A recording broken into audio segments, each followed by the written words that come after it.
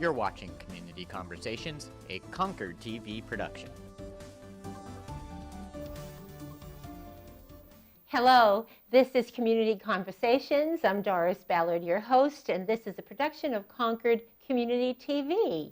And it is also a podcast, so let people know if you're watching this, because we're talking about Canterbury Shaker Village, and if others you think should see it, they can go to your Concord TV and watch it in the next few days. All right, I want to welcome my guest, Maggie Steer. She is the Director of Marketing and Development at Canterbury Shaker Village. And you can go to their website, www.shakers.org. I want to mention that quite a bit, too. And they are on Facebook, Instagram, and Twitter. Welcome, Maggie. Thank you. It's lovely to be here. I'm so happy that you're here because the Canterbury Shaker Village is such a beautiful, beautiful place. And right now, a lot of people are probably planning their activities for December, for the holidays. So we'll be talking about what you have going on there in a bit. But first of all, I want to hear a little bit about you.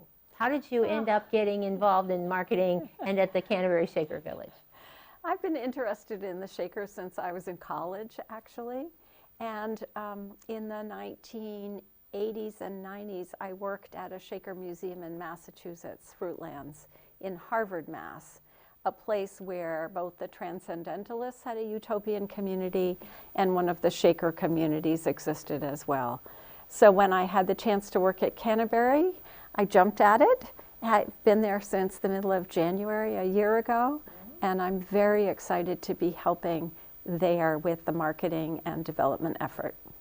What is it like to work in such a beautiful, beautiful location every single day? Do you have windows in your office? I'd be very jealous if I work in the trustees building, All which right. is on the side of Shaker Road. That was where the world's people could come and do business with the Shakers. It's set apart from the village proper, which means I look across the street, up Meeting House Lane, and toward the red cupola of the dwelling house, and I have an absolutely beautiful view. That's wonderful. And it never gets old.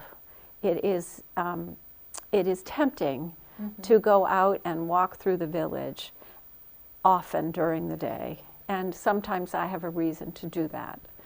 It's really beautiful.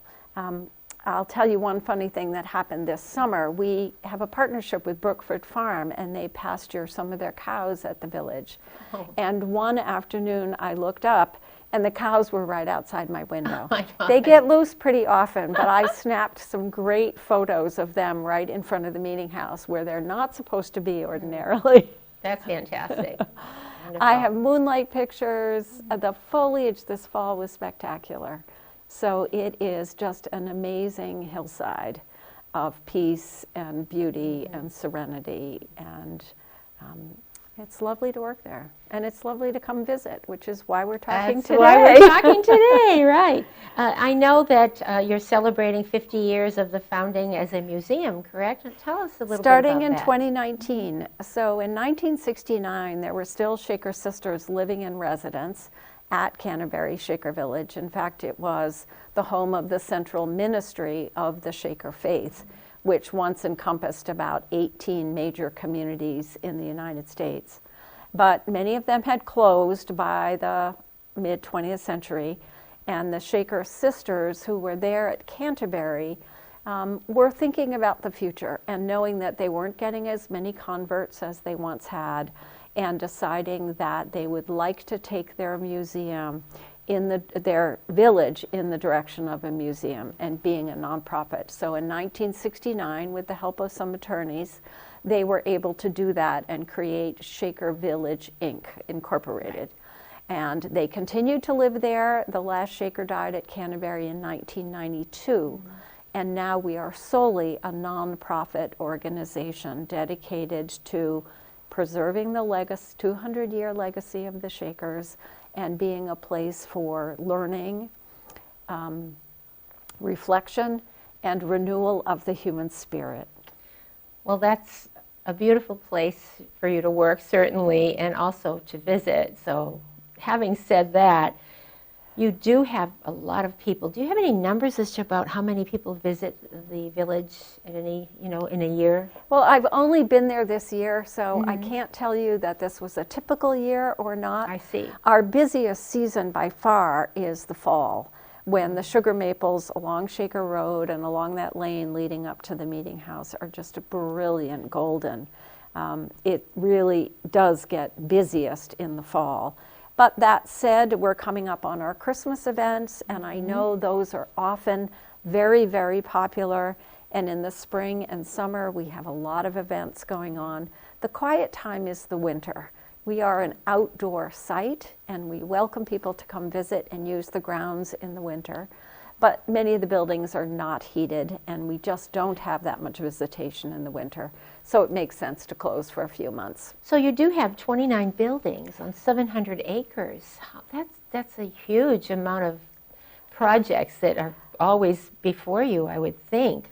Thank you for maintaining recognizing all that. of those buildings. It's a lot to Really? maintain. It really is.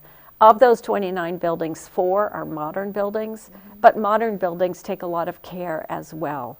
So we have huge needs constantly in maintaining those historic buildings, roofs, gutter systems, windows, siding, drainage, sills, all of that.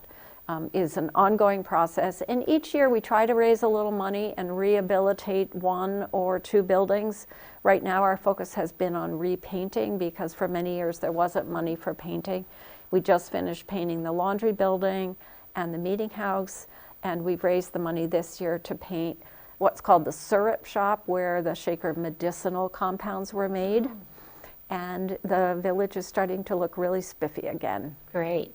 Well, that's an awful lot of work. Do you get help from volunteers at all? We Because- do. Actually, United Way does a day of caring, and we had an incredible crew this summer, and they helped with painting fences and in the herb gardens and just general cleanup in many different areas. So that was really helpful. We have volunteers who demonstrate Shaker crafts like broom making and weaving and oval box making. And we have volunteers who have very specialized skills. We have one man who comes from the Boston area weekly whose skill is as an electrician. And he's invaluable. Really? Helping us Helping with smaller your needs, projects. right.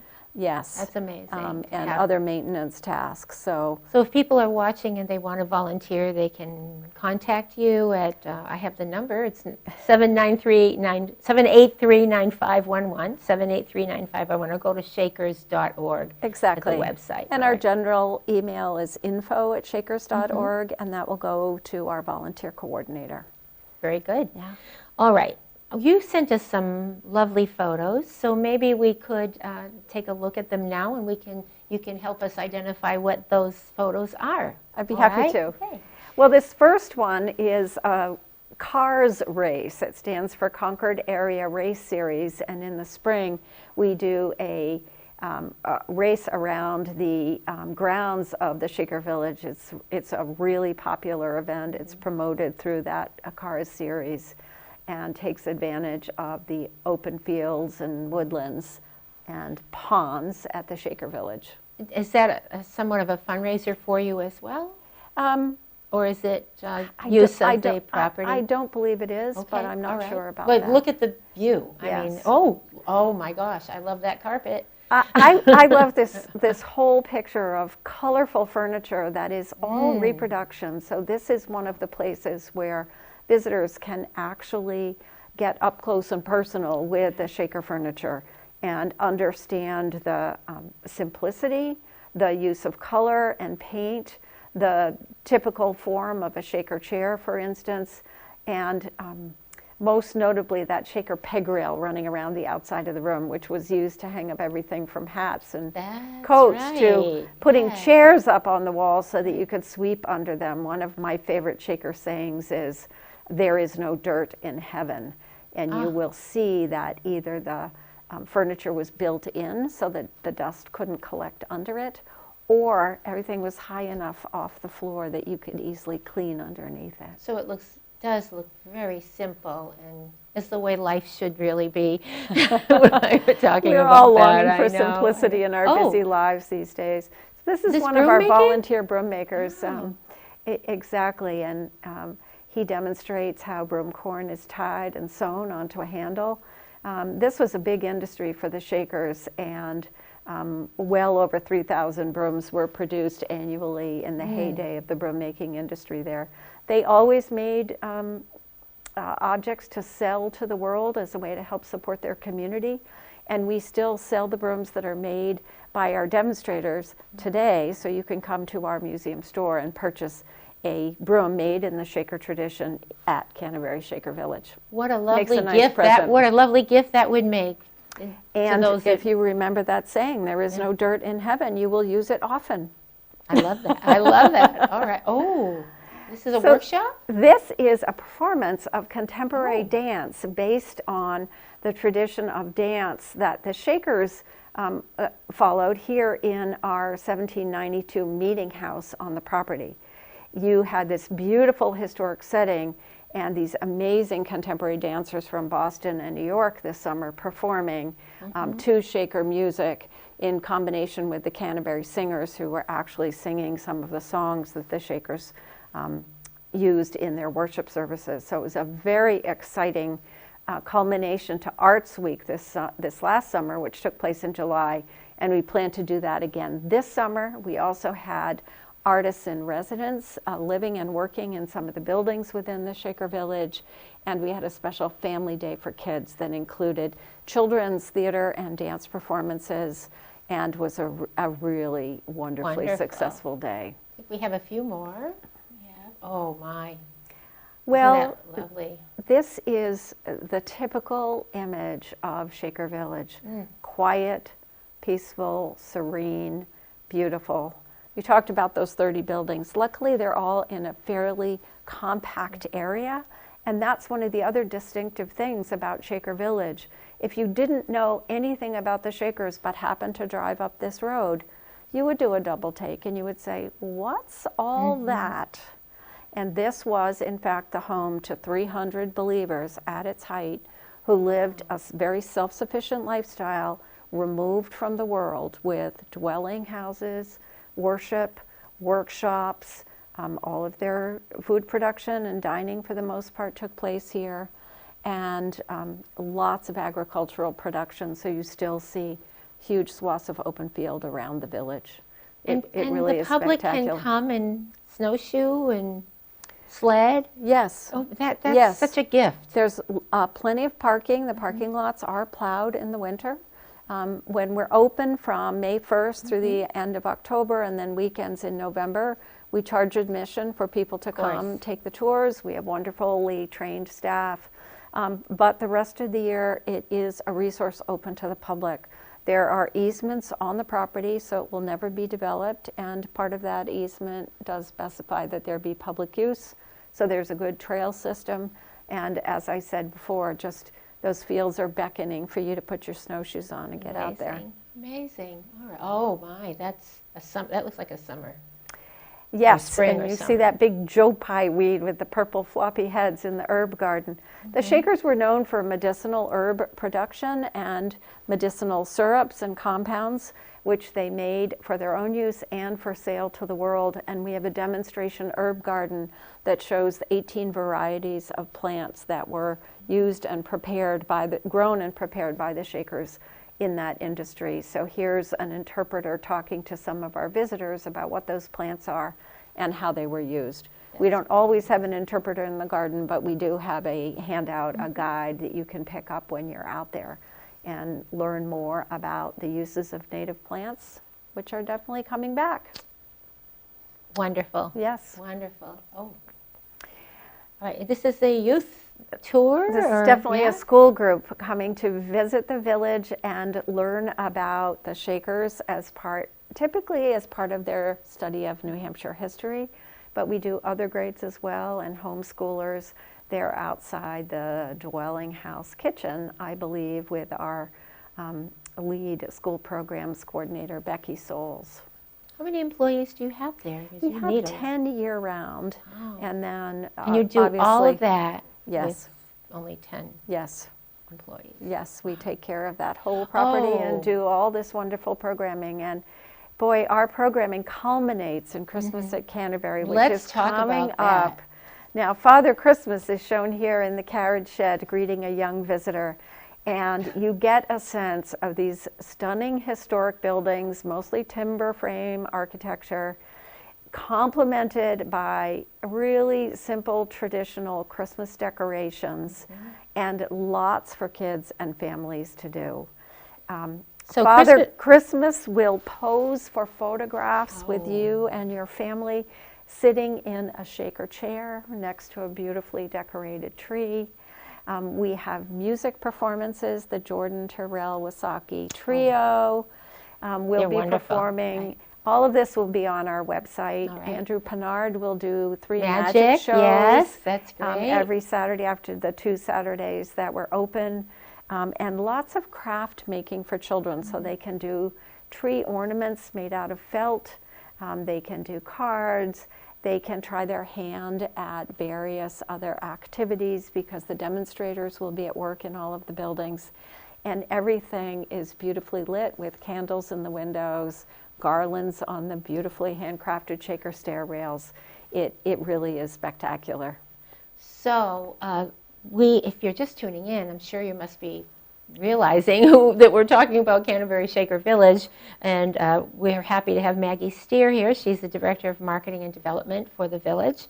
And the Christmas at Canterbury is one of their, a place for you to bring the entire family. It's happening on December 8th and 15th. And so the picture tells all. I mean, I know you brought a poster here, so this might be a good time for you to mention. It's from 3 to 8 p.m. And let's see, I want to make sure that, right? It's from 3 to 8 p.m. Correct. And of course, you can't do any of these things, and as we know, without your sponsors. So this is a good time to mention the generous sponsors. Merrimack County Savings Bank, the Rowley Agency are helping you with this event, yes? That's right? correct.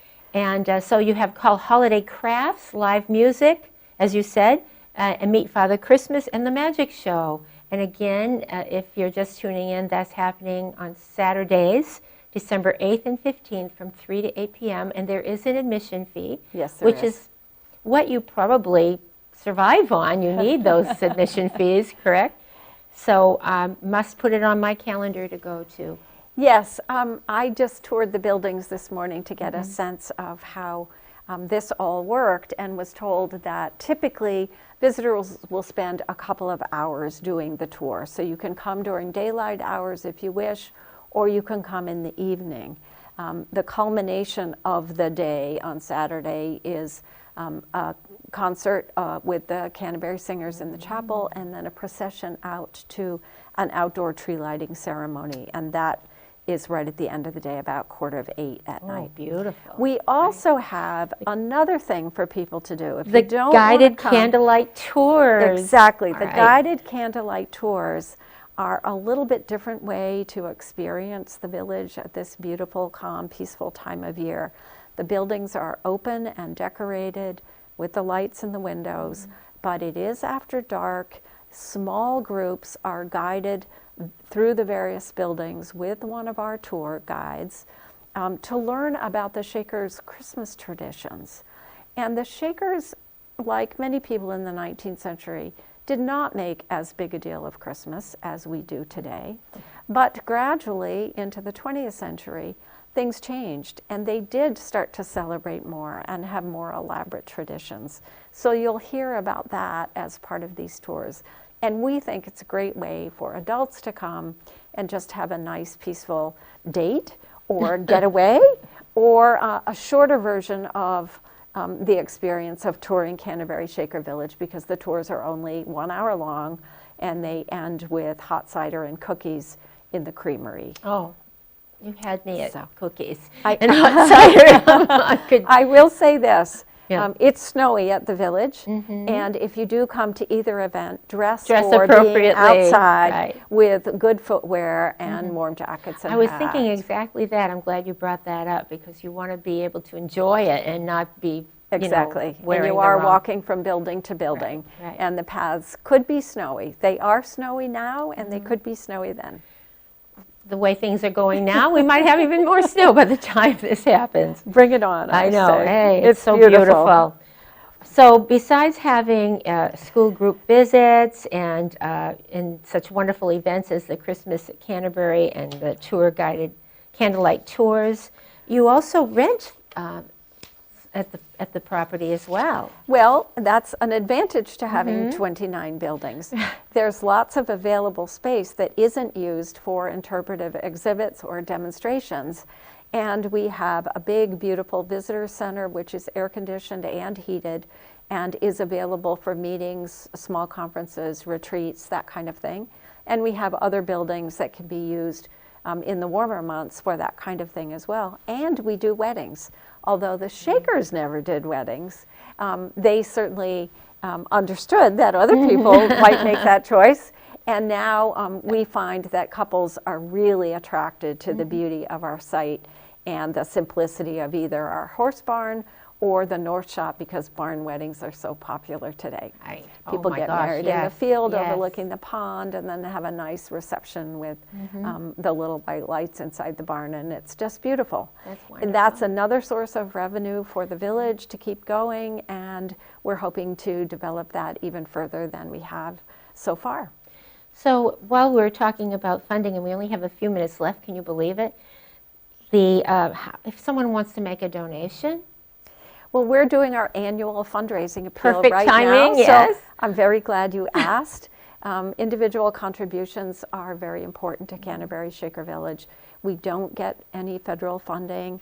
We don't get state funding unless we're lucky enough to get a grant. And we really are reliant upon memberships and individual contributions. And I hope that once people see the village and understand that it is a beautiful place and it's a really important historic resource, they will want to help support us. We are, in fact, a National Historic Landmark, which is a recognition conferred by the National Park Service. And we are one of only about 20 or so in the state, and have real national significance as one of the longest lived Shaker communities in America. And the Shakers, of course, came to be known as pacifists, as people who practiced gender equality, as people who were known for their fair dealings and their high quality merchandise. So their reputation really was above reproach in all aspects of their life and work. And that's something that I think helps all of us to think about and to consider how can that apply to our own lives and make us better people. well, so well said. Your passion comes through, and such a valuable resource to our state.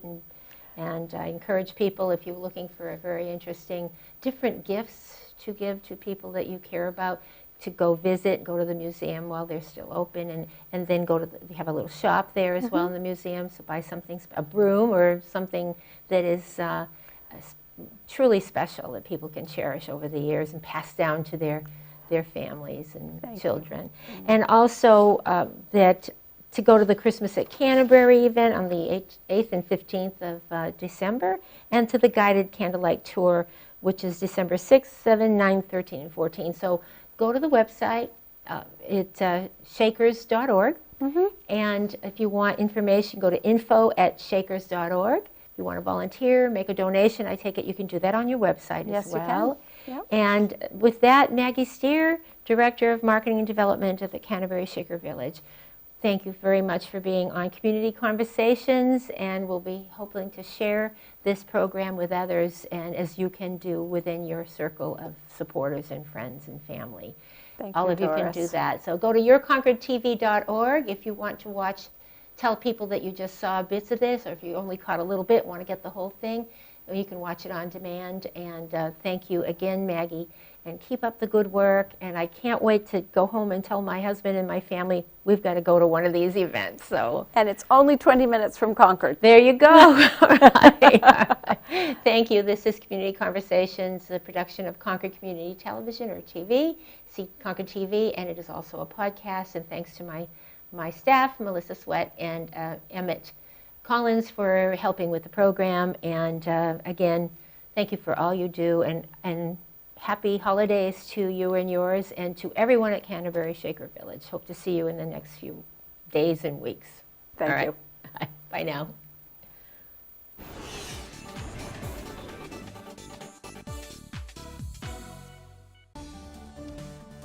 You're watching Community Conversations, a Concord TV production.